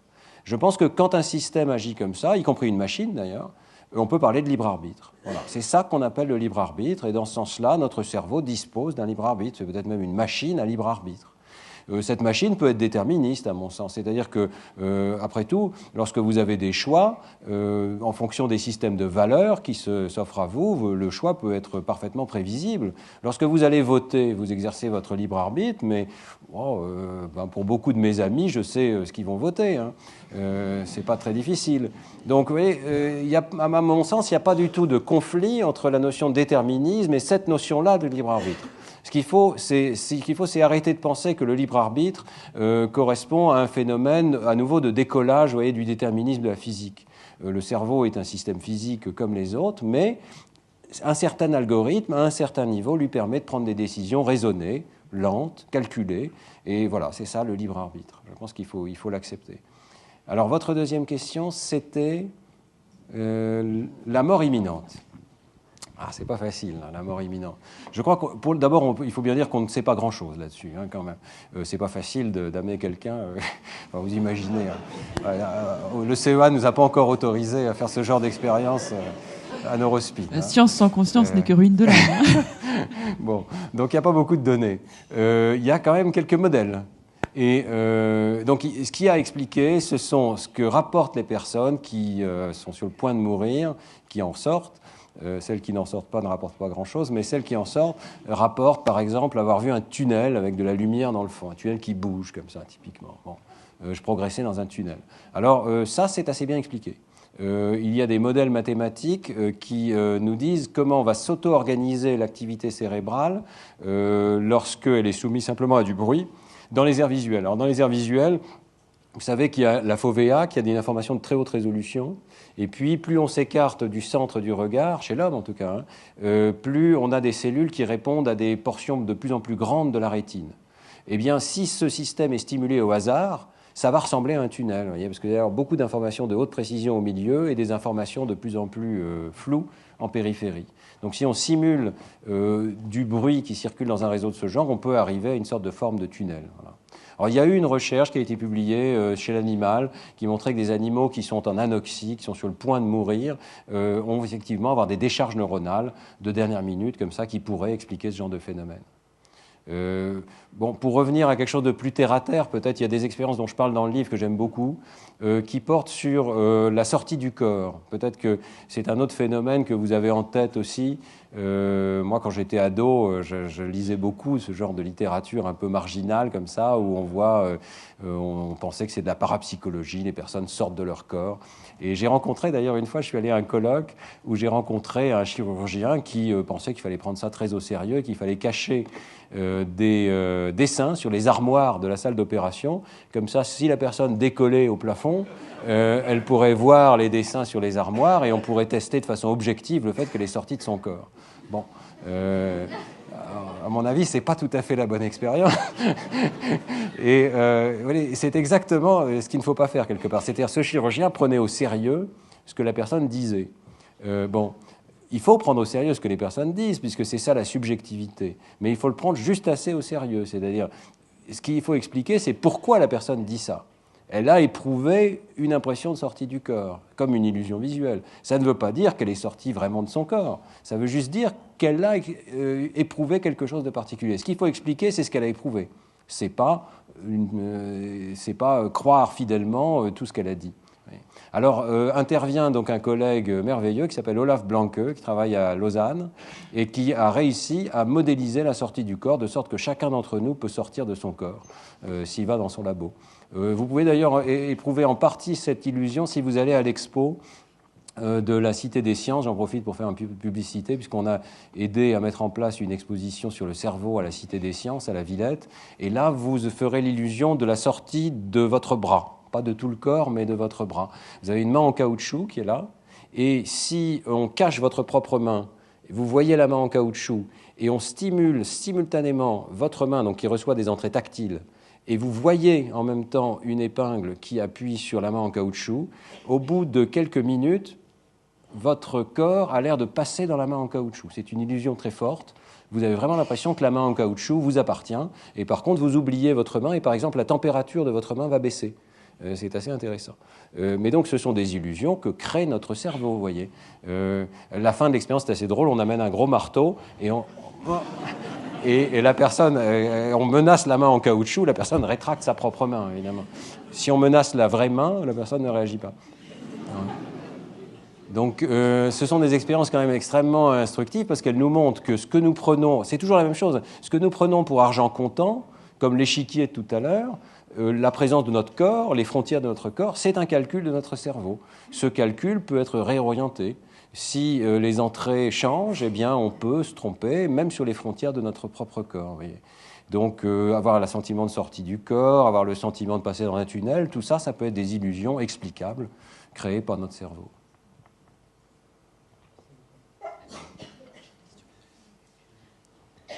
Bonsoir. Il y a une question là-haut. Oui, pardon. Où êtes-vous? Là, d'accord. Oui.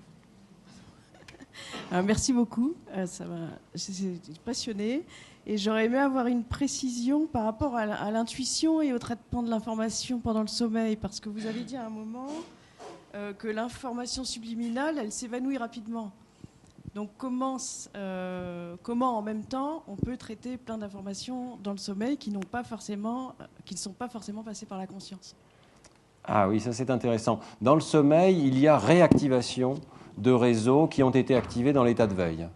Donc effectivement, ça peut sans doute se produire de façon complètement non consciente, mais c'est sans doute aussi à l'origine des états de rêve, donc la frontière entre les deux n'est pas encore bien claire. Mais ce qui a été observé, c'est que pendant le sommeil, des réseaux de neurones, en particulier dans l'hippocampe, qui est une structure qui intervient dans la mémoire, vont se réallumer, et c'est exactement les mêmes cellules qui étaient allumées dans l'état de veille qui vont se rallumer dans l'état de sommeil, dans le même ordre. Ça a été montré chez le rat qui parcourt un labyrinthe. Il y a ce qu'on appelle des cellules de lieu qui répondent, chaque neurone répond à un lieu différent du labyrinthe. C'était l'objet du prix Nobel d'ailleurs au mois de septembre, ces cellules de lieu, c'est une très grande découverte. Eh bien, ces neurones, donc, lorsque le rat se promène dans la journée dans son labyrinthe, vont s'activer dans un ordre bien particulier parce qu'il traverse le labyrinthe. Dans le sommeil, ces cellules vont se rallumer exactement dans le même ordre. Probablement parce qu'elles ont fait l'objet d'un apprentissage qui permet de réactiver cette séquence, et elles vont s'activer de façon beaucoup plus courte dans le temps. Au lieu de prendre 3 secondes pour parcourir le labyrinthe réel, ça va prendre 300 millisecondes ou 150 millisecondes pour parcourir cette trajectoire. Donc on comprend que c'est une sorte d'entraînement cérébral qui va se produire, qui va nous permettre de transférer la mémoire de l'hippocampe au cortex, par exemple, mais qui ne s'accompagne pas nécessairement d'états globaux de conscience. Voilà. Je ne sais pas si j'ai répondu à votre question, mais est-ce que ça vous convient comme réponse? Plus ou moins? On est loin de tout comprendre, mais il faut bien comprendre qu'il n'y a rien de mystérieux dans l'activité spontanée du cerveau. Les cellules du cerveau sont des cellules excitables. Elles peuvent tout à fait s'activer spontanément. Voilà. Et ce qui se passe dans l'état de conscience dans le rêve, par exemple, c'est que cette activation est suffisamment organisée pour créer un état global conscient. Mais elle peut aussi survenir localement et créer simplement une sorte de remémoration non consciente. Oui, bonsoir. On parle de plus en plus d'états de conscience modifiés dans lequel... Excusez-moi, où êtes-vous? Ah, voilà. D'états de conscience modifiés dans lequel on serait plongé lorsqu'on pratique la méditation. Est-ce que vous vous intéressez à ce type de travaux? La méditation. Personnellement, pas tellement. Je n'ai pas travaillé là-dessus du tout. Mais la méditation apparaît dans certains travaux scientifiques. C'est intéressant. C'est un état d'attention particulier, en fait, la pratique de la méditation. Et Mike Posner, chez qui j'ai fait mon postdoc, qui est un grand spécialiste de l'attention, a montré qu'il y avait beaucoup de réseaux qui étaient partagés entre la méditation et l'attention. Quand on apprend à méditer, apparemment, on entraîne une partie de son système attentionnel. Alors, en focalisant l'attention sur un point, évidemment, comme je vous l'ai expliqué, on la distrait aussi des autres points, donc on peut peut-être perdre conscience d'autres aspects du monde extérieur. C'est une tentative d'explication de certains aspects de la méditation. Je ne sais pas si ça va jusqu'à expliquer tout ce qui se produit dans ce domaine. Je ne connais pas très bien ce domaine, très honnêtement. Stéphane, une question dans la salle qui se trouve en dessous, vous ne la verrez pas. Donc je passe le micro. C'est the ghost in the machine. Hein. Oui, bonsoir. Effectivement, je suis dans votre inconscient visuel. Totalement. Deux questions. Une qui est juste une remarque. Je ne sais pas si vous êtes au courant. Il y a un prix Nobel de l'économie qui n'a jamais suivi un cours d'économie. Il s'appelle Kahneman et il a écrit beaucoup de livres sur justement l'esprit rapide et l'esprit lent. Je me demande si c'est justement pas une manifestation d'études statistiques antérieures qui est parallèle à votre détection du moment où on passe de l'inconscient à l'embrasement conscient. Oui, c'est très proche. Rationnel. Donc vous pensez que c'est très proche et que c'était peut-être des études préliminaires? Le concept de Kahneman est extrêmement proche de ce qu'on décrit ici. Et en particulier, Kahneman a montré que les opérations lentes ont tendance aussi à être des opérations sérielles. C'est-à-dire que le cerveau passe par une série d'états en transférant l'information à travers une série d'étapes. Par exemple, le calcul. Vous voyez, si vous calculez 24 fois 17, vous êtes obligé, la plupart d'entre vous en tout cas, de passer par toute une série d'étapes contrôlées, conscientes de traitement de l'information. Ça, c'est le système 2 de Kahneman. Mais il y a aussi le système 1 qui vous permet de dire extrêmement rapidement que 24 fois 17, ça ne fait pas 10 900. voyez, parce que c'est trop grand. Donc là, vous n'utilisez pas le système 2, vous utilisez le système 1, c'est ce qu'on appelle l'intuition, on en parlait tout à l'heure. Les quantités sont suffisamment différentes pour vous permettre de répondre sur la base d'une évaluation rapide et dont on a pu montrer qu'elle se produit de façon non consciente. Donc oui, les systèmes 1 et système 2 de Kahneman, c'est un bon livre, hein, le livre de Kahneman, ça se recouvre assez largement avec opération non consciente et opération consciente. D'accord.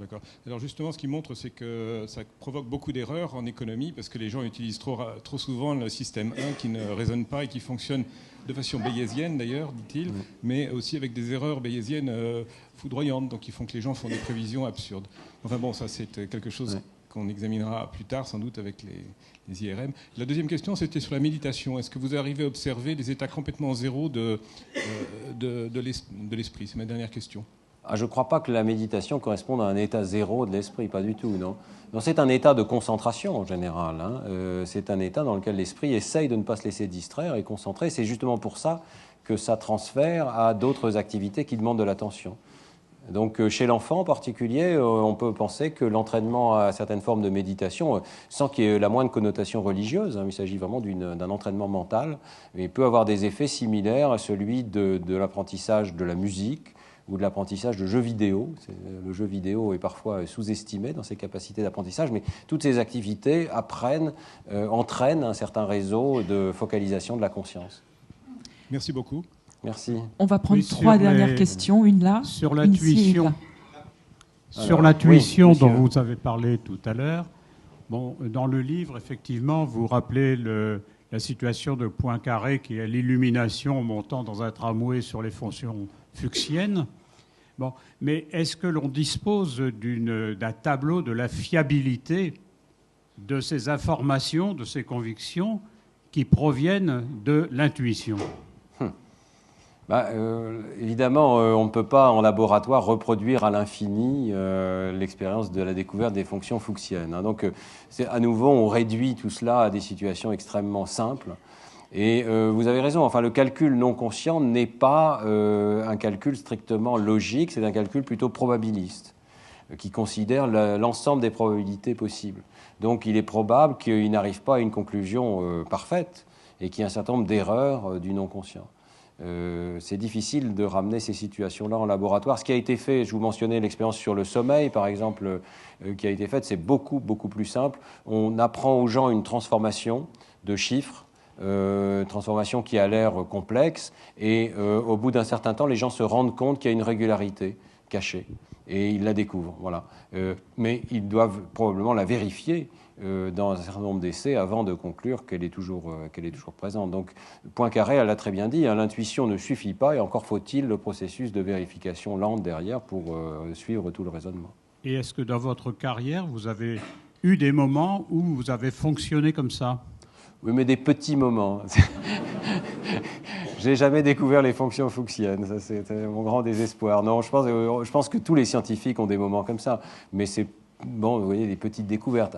Je sais comment analyser, je sais quelle est la prochaine manip. Voilà. Mais voilà, c'est à petite échelle. S'il vous plaît. Oui, alors moi d'abord, je voulais vous remercier, c'était super. Merci. J'ai beaucoup aimé votre scène sur le Cluedo. Je m'empresserai d'aller voir le gorille. Vous la trouverez sur YouTube. Oui, voilà. Mais j'ai une question qui est sur le coma. L'état végétatif. J'ai vu que vous faisiez des tests. Est-ce que ça veut dire qu'on peut parler aux gens? Est-ce que c'est sur une durée?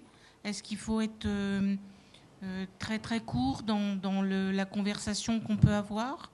Est-ce qu'il y a des signes qui alertent le moment où on peut le faire? Voilà. Ouais, ce sont des questions magnifiques, merci beaucoup. Ça me permet de clarifier aussi les choses, parce que vraiment dans le papier de Science que je vous ai présenté, c'était ambigu. Il s'agit d'un article qui porte sur une patiente. C'est très rare d'ailleurs que Science accepte de publier un cas unique comme ça. Évidemment, c'était très spectaculaire. Mais pour trouver cette patiente, ils avaient testé 60 autres personnes. Et ces 60 autres personnes ne présentaient pas ces réponses. Donc il faut bien comprendre que l'état végétatif est sans doute un état mixte, et on parle bien d'état végétatif et pas de coma. Il n'y a pas de raison de penser que dans le coma, il y ait des états aussi élaborés chez personne. Donc, essayons de ne pas confondre tous ces états, et alors surtout pas l'état de mort cérébrale. Aucune de ces recherches ne remet en question la notion de mort cérébrale, c'est-à-dire l'idée d'un EEG plat pendant quelques heures, qui correspond à un état où le cerveau se dégrade à toute vitesse et ne peut plus avoir le moindre état de calcul quelconque. Donc, il faut vraiment garder en tête ces différents états. Ce qu'il faut retenir de cet exposé, c'est qu'une petite fraction de personnes qui sont dans un état végétatif, probablement de l'ordre de 10 à 20%, pourraient avoir des états de conscience. Votre question, c'est aussi, est-ce qu'ils ont tout le temps ça? Probablement pas. L'état végétatif pourrait tout à fait être un état fluctuant. Et il faut donc arriver à avoir des mesures continues de la conscience. C'est ce qu'on essaye de faire avec l'EEG, un espèce de dispositif qui serait au chevet du patient et qui indiquerait sous forme de courbe à quel moment peut-être le patient a des épisodes de conscience, parce qu'il est tout à fait clair qu'il s'endort également ou qu'il est inattentif. Donc ce sont des questions de recherche, mais ne concluons pas donc que tous les patients comateux ou végétatifs sont conscients, ce n'est pas du tout le cas. Certains entendent peut-être, on ne sait pas parfaitement faire la différence, mais on commence à savoir la faire quand même. Hein. Ça commence à progresser de façon considérable, avec beaucoup d'indices convergents. La morale aussi de ce travail sur la conscience, c'est que détecter des signatures de la conscience, ça n'est pas si difficile. On pensait que c'était quelque chose d'extrêmement subtil et délicat, mais je vous ai parlé d'une transition non linéaire globale dans le cerveau. Ça veut dire que beaucoup de régions changent d'activité simultanément. C'est un changement d'état très important. Donc ce n'est pas si difficile que ça à détecter, et moi je suis très optimiste sur notre capacité à avoir une détection bien meilleure dans les années à venir. Voilà. Alors, est-ce qu'il faut parler à ces personnes? Dans le doute, évidemment, bien sûr qu'on peut leur parler, et c'est sans doute c'est ce qu'on fait en clinique. Chacun des centaines de patients qui ont été testés par Lionel Nakache a reçu des instructions verbales détaillées, exactement dans l'hypothèse où il comprend. Même si on ne le sait pas. Je pense que c'est tout à fait l'attitude qu'il faut avoir, d'essayer, de stimuler, et de penser aussi que même si le traitement est non conscient, la stimulation ne peut qu'aider à s'approcher de ce seuil de conscience. Et puis, il est tout à fait possible que certains patients qui ne sont pas conscients aient quand même encore un traitement sémantique de l'information, puisque je vous ai dit que les réseaux du langage pouvaient travailler de manière non consciente. Donc, on peut penser qu'il y a un certain accès à une partie de l'information, sans nécessairement que ça indique que ce traitement soit conscient. C'est là toute la complexité, hein, d'où d'énormes problèmes avec certaines familles de patients. On a le cas récent de Vincent Lambert. Très très difficile de savoir si lorsqu'un patient présente des réactions même de rire ou de mouvement, si ça n'est pas simplement des activités réflexes non consciente de son cerveau. La recherche en est là, et je me garderai de quelques conclusions hâtives que ce soit. Chaque cas est particulier, et seuls certains de ces cas ont clairement des signes de conscience manifestes. Chez beaucoup, ça reste encore très ambigu. Alors on va prendre... Il y a encore beaucoup de questions, j'ai l'impression, mais je pense qu'il va falloir qu'on s'arrête pour laisser quand même Stanislas se reposer. J'avais une question ici, je pense. Voilà. Bonsoir, merci beaucoup pour cette présentation. J'aurais voulu revenir sur l'expérience où on montrait l'activité cérébrale en fonction du mot, si le mot est affiché ou s'il était invisible. Tout d'abord, une précision au niveau expérimental. Est-ce que ça voulait dire que vous disiez aux patients d'imaginer ce mot-là? Est-ce que vous leur parliez de ce mot? Et ensuite, quelle pourrait être la cause de cette activité cérébrale, alors que finalement, il n'y avait aucun mot qui était affiché, donc il n'y a aucune raison d'avoir une aire visuelle qui s'active. Est-ce que ce serait un problème de diffusion du cortex préfrontal, comme vous en aviez parlé? C'est pas tout à fait ça l'expérience. Dans l'expérience, il y a effectivement un mot qui apparaît sur l'écran, tout le temps. À chaque essai, il y a un mot qui apparaît sur l'écran. Simplement, il est précédé d'un distracteur. Je crois que c'était, si je me souviens bien, une autre chaîne de caractères qui apparaissait quelques dixièmes de seconde auparavant. Et on demandait au sujet de faire une tâche difficile sur cette chaîne de caractères, de s'en souvenir. Alors, le fait d'être distrait, comme je vous l'ai montré, même de façon très temporaire, juste une toute petite décision comme ça, suffisait à faire que le mot qui était toujours présent était la moitié du temps perçu et l'autre moitié du temps non perçu par le sujet, qu'il rapportait à la fin de l'expérience.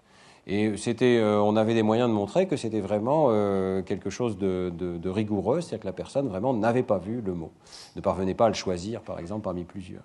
À partir de là, voilà, c'est donc le stimulus est constant, le cerveau a basculé dans l'état conscient ou dans l'état non conscient, c'est ça que je vous ai montré. Maintenant, votre question est quand même excellente, quelle est la cause? Pourquoi est-ce que le cerveau bascule dans un état ou dans l'autre?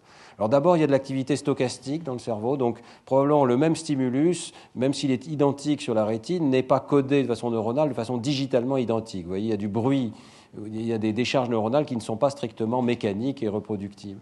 Mais ensuite, on sait aussi que l'état avant même de recevoir le stimulus permet de prédire si on va être conscient ou pas, en partie.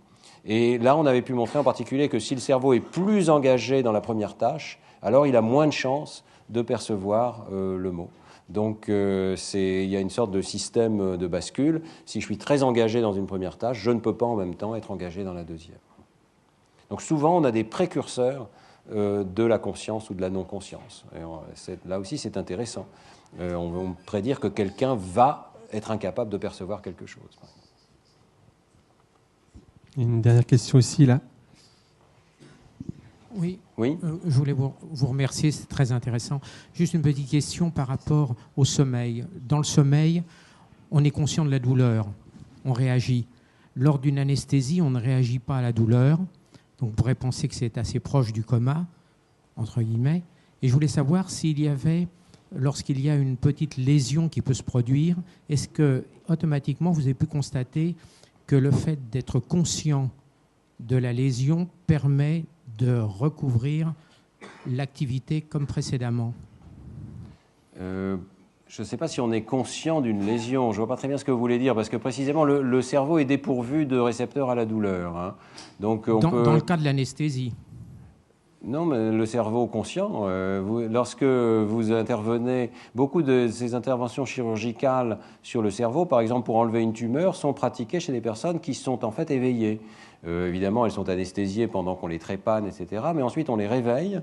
C'est très spectaculaire. On les réveille et on leur fait, par exemple, nommer des images de manière à identifier les aires du langage et à, bien sûr, éviter que l'intervention ne touche aux aires du langage, par exemple, ou aux aires motrices. Ça veut dire que la personne peut être tout à fait éveillée et le cerveau ayant aucun récepteur sensoriel, on peut tout à fait enlever des morceaux de cerveau sans que la personne en soit consciente, si c'était ça votre question. Jusqu'à un certain point, je suppose. Voilà, ne faites pas ça à la maison, comme on dit. Bon, je pense que nous allons terminer notre soirée sur cette belle image de cerveau trépané. Voilà, je vous remercie d'être venus si nombreux. Merci.